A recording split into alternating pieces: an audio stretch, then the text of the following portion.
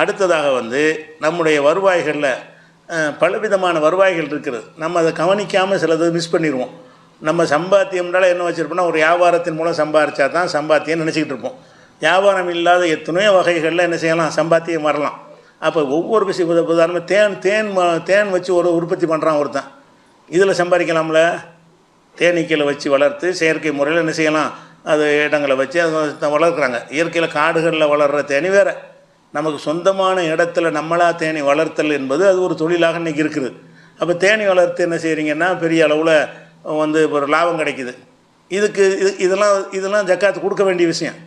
அந்த நிசாப் இருந்துச்சுன்னு சொன்னான், அவன்கிட்ட நிசாப் அளவுக்கு இருந்துச்சுன்னு சொன்னால் தேனி வளர்க்குறான்னா அந்த தேனி அமைப்பதற்கு செலவு பண்ணுவான்.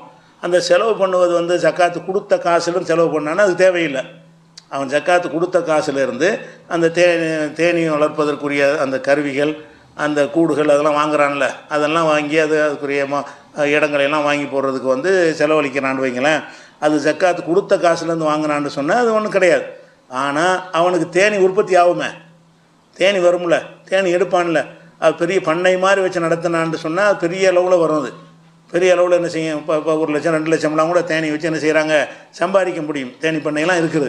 அப்போ அது மாதிரியான வருமானம் வந்தால் கூட நம்ம என்ன செய்யணும், அதுக்கு நம்ம ஜக்காத்து கொடுக்கணும். கோழி பண்ணை வைத்து நடத்துகிறாங்க. இதெல்லாம் ஒரு கோழி வச்சு, கோழி பிராய்லருக்காக இறைச்சிக்காகவும் கோழி வளர்ப்பாங்க.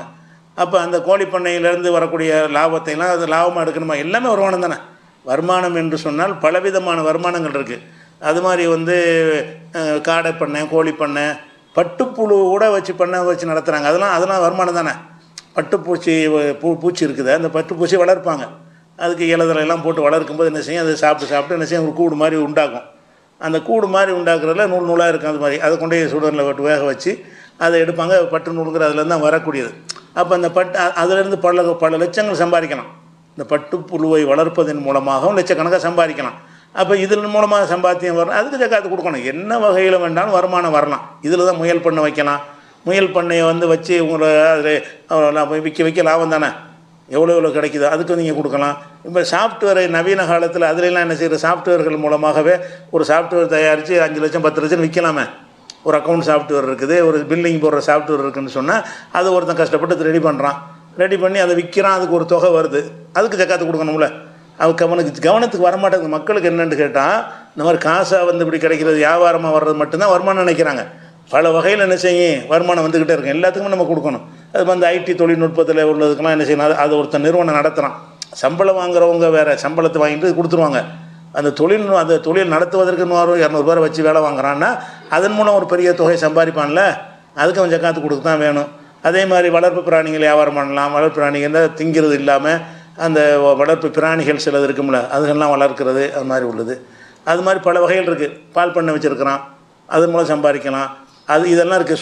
சுரங்கத்தில் கூட என்ன செய்யும், ஒரு இடத்த வாங்கிட்டீங்க, அந்த இடத்த வாங்கின பிறகு தோண்டி எடுத்தீங்கன்னு சொன்னால் கீழே தங்கம் கூட கிடைக்கலாம்.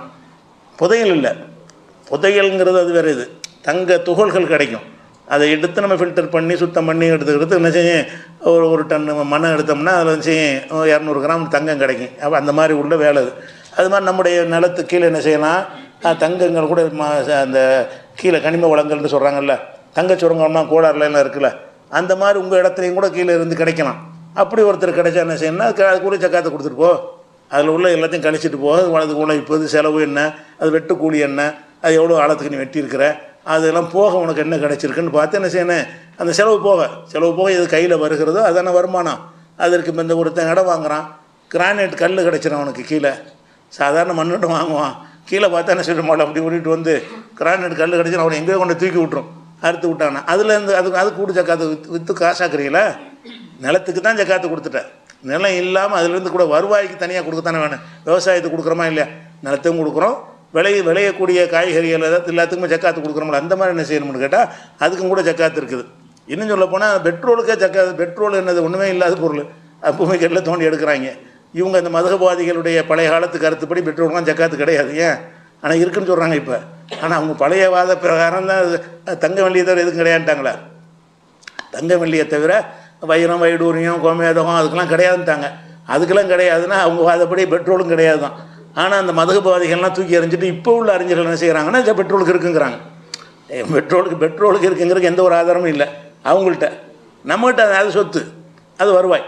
பெட்ரோல்னா எதாக இருந்தால் என்ன வந்தாலும் நீ கொடு, வருமானம் தானே உனக்கு. நம்ம சொல்கிறது நம்பாளிங்க அவங்களுடைய செல்வங்களில் ஜக்காத்துங்கிற அந்த ஒத்த இதுலேயே எல்லாமே அடங்கிடும், எதுவும் தப்பிக்க முடியாது. வருமானம் எது அமைந்து விட்டது அனைத்திற்கும் நீங்கள் என்ன செஞ்சாகணும், ஜக்காத்து கொடுத்தாங்க. நம்ம பெட்ரோலுக்கெல்லாம் என்ன செய்யணும், என்ன கணக்கில் இல்லை 2 தான் பெட்ரோல் எடுக்கிறான்.